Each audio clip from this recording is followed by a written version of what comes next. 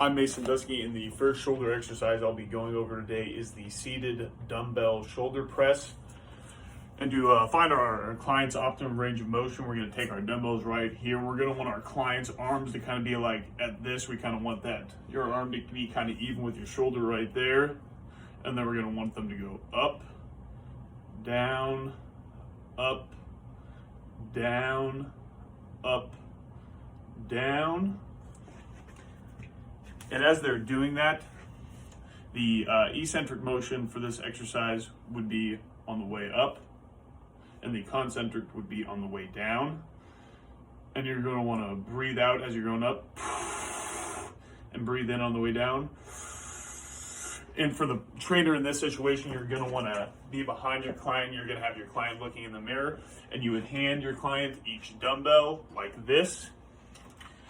And then you would just be kind of behind them, making sure they don't go too low when they're doing the shoulder press, so you can keep your arms kind of right there underneath their elbows. And you can even offer a little bit of assistance if they're having a little trouble trying to like push the weight up at first. You can give them a little bit of assistance.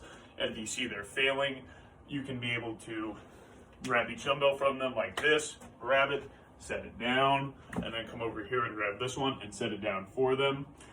Some regressions for this exercise might be starting them with a instead of free weight, starting them on an actual shoulder press machine, because that makes it a little bit easier since they don't have to control the entire motion by themselves. And a progression for this is eventually get them to be standing in doing these, or even getting them to be able to do these exercises with a barbell would also work.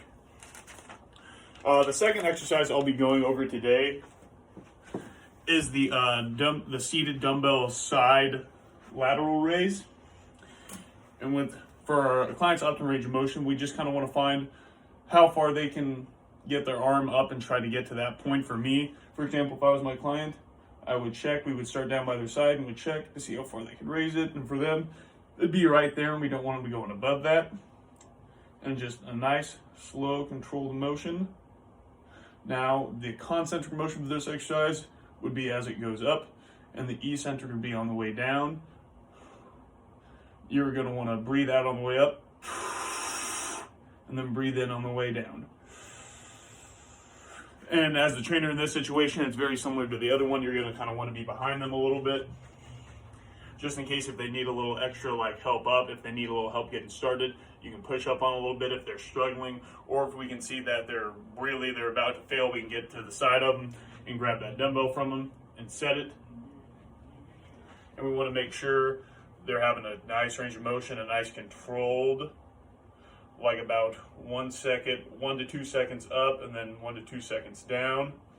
And then some progressions and regressions for this exercise.